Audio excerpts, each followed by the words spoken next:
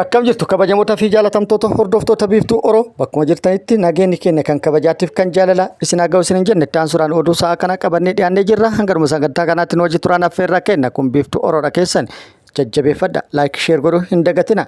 Kallattimaan gara mata duree oduu amma qabadhetti yeroo dabru oduun jalqaba.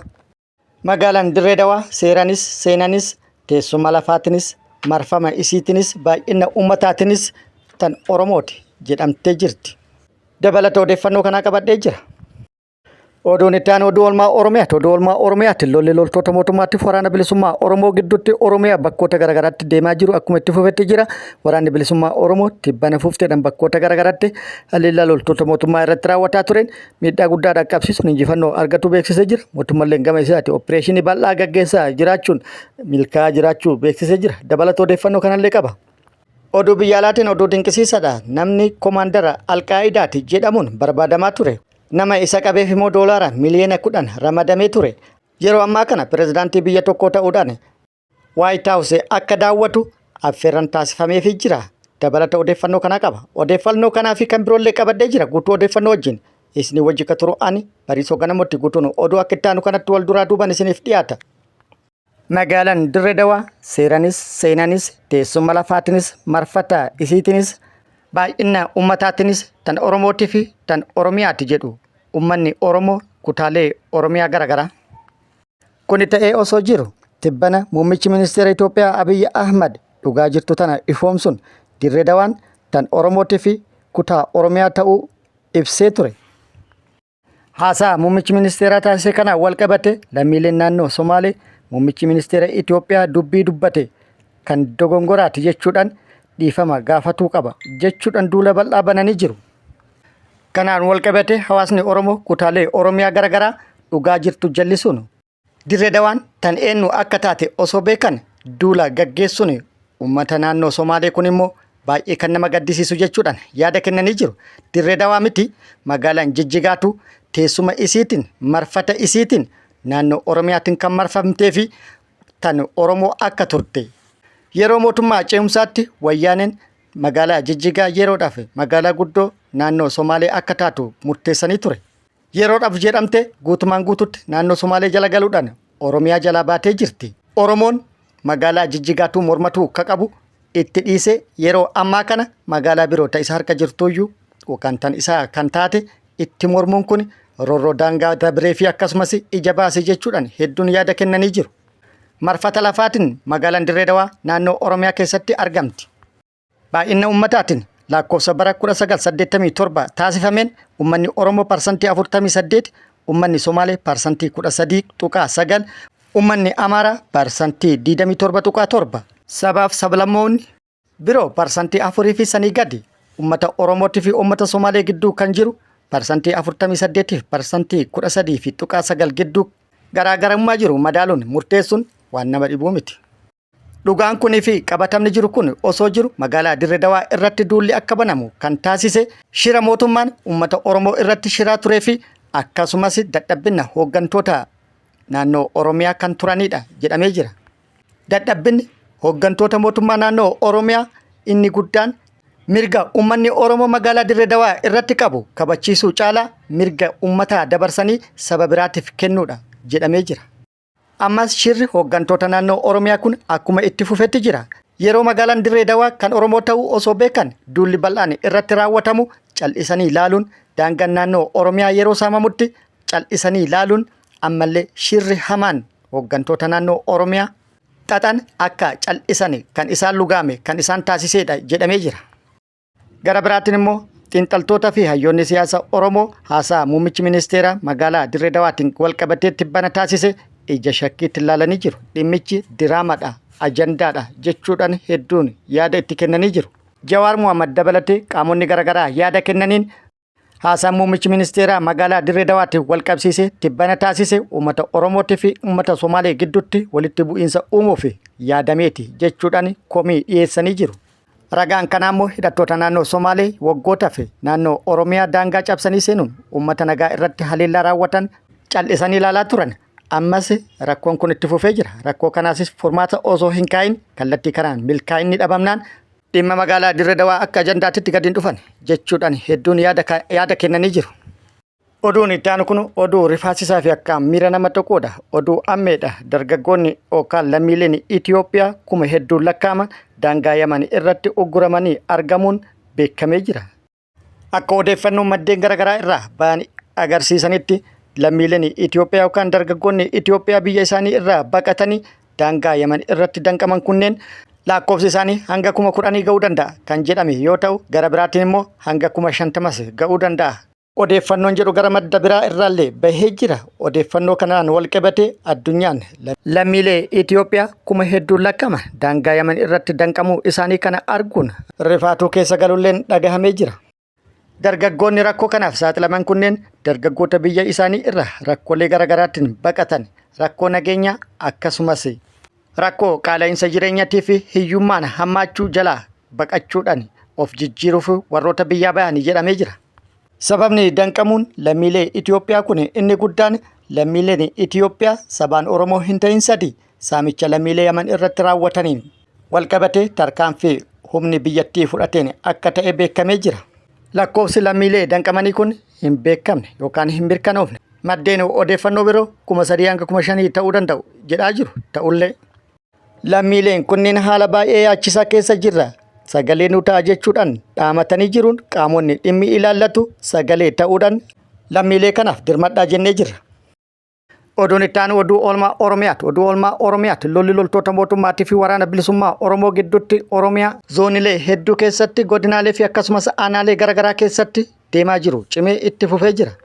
Tibbana haala adda ta'een bal'inaan giddugala Oromiyaatii fi lixa Oromiyaa, kibbaa fi akkasumas kibba baha Oromiyaa bakkoota garaagaraatti lolli fufteedhaan loltoota mootummaatiif waraana bilisummaa Oromoo gidduutti gaggeeffamaa kan ture yoo ta'u, miidhaan guddaalleen dhaqqabuu waraanni bilisummaa Oromoo beeksisee jira. Waraanni bilisummaa Oromoo bakkoota garaagaraatti haleellaa loltoota mootummaa irratti raawwateen loltoota mootummaa hedduu hojiin ala taasisee miidhaa guddaa irratti dhaqqabsiisuun injifannoo guddaa irratti argatu beeksisee jira. Keessattuu giddugala Oromiyaa, kaaba Shawaa fi kibba lixa Shaggarii fi akkasumas lixa Shaggaritti haleellaa loltoota mootummaa irratti raawwateen loltoota mootummaa hedduu hojiin ala taasisuu beeksisee jira.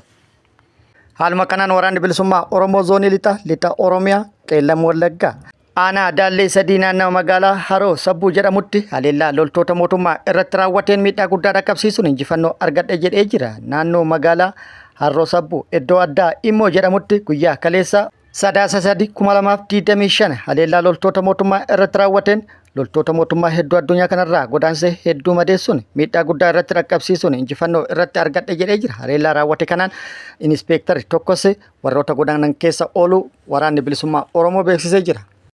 Haaluma wal fakkaatu waraanni bilisummaa Oromoo zoonii giddugala Oromiyaa tibbana bakkoota garaagaraatti fufteedhaan haleellaa raawwataa turee jira. Haleellaa tibbana bakkoota garaagaraatti raawwataa tureenis injifannoo argatu beeksisee jira. Har'aas Shawaa kibba lixaa aanaa Qarsaa Maalimatti haleellaa loltoota mootummaa irratti raawwateen injifannoo argatu beeksisee jira.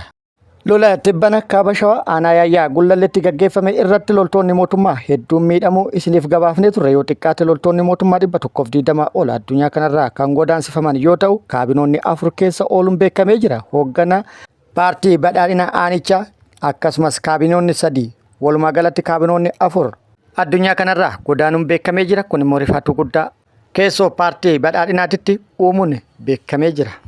Har'as lolli akkuma itti fufetti jira. Bakkoota garaagaraatti lola gaggeeffamaa ture irratti waraanni bilisummaa Oromoo tarkaanfii fudhataa tureen injifannoo argadhe jedhee jira. Guutuu odeeffannoo kana yeroo biraa kan qabannee dhufnu ta'a.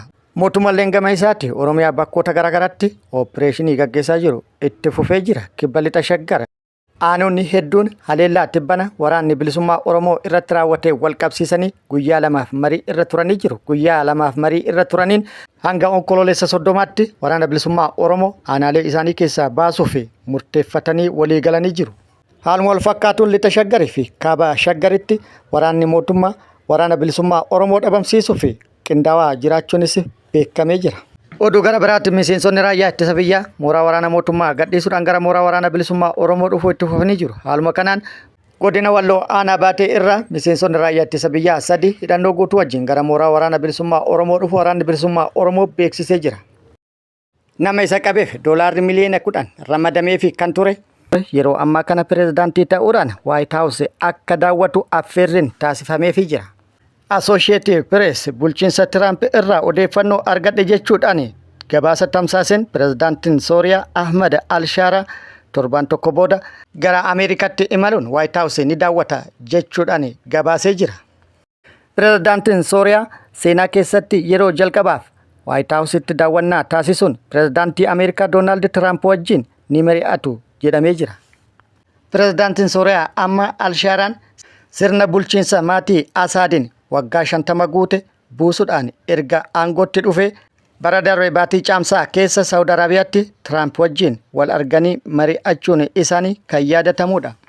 Nama isa qabeef doolaara miliyoona 10 kennamaaf jechuudhaan yookaan jedhamanii adamsamaa kan turan pirezidaantiin Sooriyaa har'aa Ahmad Alshaaraan biyya waggaa 11 waraana waliin keessa turte deebisee dhaabuudhaaf tattaaffii guddaa taasisaa jira jedhamee jira. Haaluma kanaan pirezidaantichi hariiroo dippiloomaasii Sooriyaan biyyoota lixaa wajjin qabdu fooyyessuuf hojjetaa kan jiran yoo ta'u, qoqqobbiiwwan akka ka'aniif qabeenyi Sooriyaa bahee ture akka deebifamuuf hojjetaa kan jiran ta'uun gabaafamee jira. Waggaa 25 dura pirezidaantiin Sooriyaa Hafiz Asad gita isaanii Bill Clinton wajjin erga wal arganii booda Alshaaraan pirezidaantii jalqaba White House'n daawwachuuf jiran akka ta'an ibsamee jira. Turtii Waashingtanitti taasisaniin dhimma garee IS Sooriyaa fi biyyoota baha jiddu galeessaa keessatti bifa haaraan of gurmeessaa jiru irratti mari'achuun haala ittiin Ameerikaa waliin ta'uun lolan irratti waliigaltee waraana mallatteessu jedhamee akka eegamu AP'n gabaasee jira. Kan nama ajaa'ibsiisu garuu namni doolaarri miliyoona 10 itti bahee barbaadamaa ture har'ammoo nama nagaa ta'ee jabaatee addunyaa irraa kabaja argatuun kan nama dinqisiisudha. Akkasumas kan adda isa taasisuu fi kan irraa baratamulleedha. Namni cimee yoo hojjete bakka yaade gahuu akka danda'u kan argisiisudha. Akkasumas addunyaan tunis nama cimee wajjin kan dhaabbattu ta'uu waan mirkaneessudha.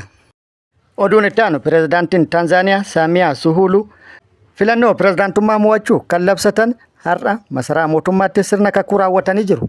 Pirezidaantiin Taanzaaniyaa Saamiyaa Suhuluu filannoo pirezidaantummaatti bana gaggeeffamee ture walqabatee mormii isaan mudate gadi qabuudhaan filannoo pirezidaantummaatti bana gaggeeffame mo'achuu labsatuudhaan masaraa mootummaatti sirna kakuu raawwatanii jiru.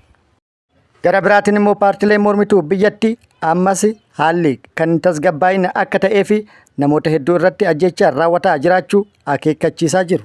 Koomishiniin filannoo Taanzaaniyaa taayitaa irra kan jiran Saamiyaa Suhuluu sagalee 98 argatuudhaan mo'achuu isaanii labsee jira. Akkasumas dhaamsa dabarseen pirezidaantii Saamiyaa Suhuluu tokkummaa fi waloodhaan lammiilee biyyattii waliin akka dhaabatan gaafatee jira. Gara biraatiin immoo namoota hiriira mormii irratti hirmaatan ilaalchisee yaada kennaniin namoonni kunneen Taanzaaniyaan alaa warra dhufe jechuudhaan balaaleffatee jira. Gara biraatiin immoo sirni kakuu kan seename yookaan kan raawwatame pirezidaantii Saamiyaan kakuu kan seenan akka duraaniitti otoo hin taane uummata otoo irratti hin hirmaachisin dho'isaadhaan masaraa mootummaatti gaggeeffame jedhamee jira. Akkasumas erga mormiin biyyattii keessatti jalqabee as qunnamtiin intarneetii cufaa ta'uudhaan hanga kaleessa waaree boodatti ragaa mirkanaa'aa biyyattii keessaa argachuun rakkisaadha jechuudhaan AFP'n gabaasee jira. Gara biraatiin immoo filannoo gaggeeffamaa ture walqabate hiriira mormii gaggeeffamaa ture irratti namoonni 800 ol ajjeefamu paartiin mormituu Chaadeemaa jedhamu ibsee jira. Kabajamoota fi jaalatamtoota hordoftoota biiftuu Oroo oduun ammaaf qabadde kan hanga ammaa kana guutuu oduu wajjin isin wajjin ka ture ani Bariisoo Ganamooti hanga yeroo itti aanutti deebinee wal agarrutti nageenyi rabbi isiniif haa baay'atu nagatti nu turaan immoo hawwii kennaa nagatti nu turaa.